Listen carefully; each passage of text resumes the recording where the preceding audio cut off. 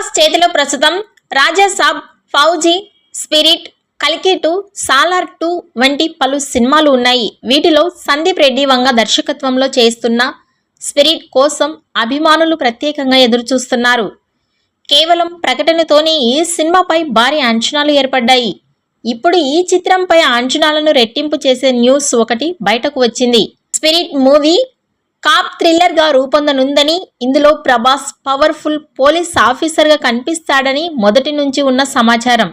అయితే తాజాగా వినిపిస్తున్న న్యూస్ ప్రకారం స్పిరిట్ లో పోలీస్ రోల్ తో పాటు మరో 2 పాత్రల్లో ప్రభాస్ కనిపించనున్నాడని తెలుస్తోంది.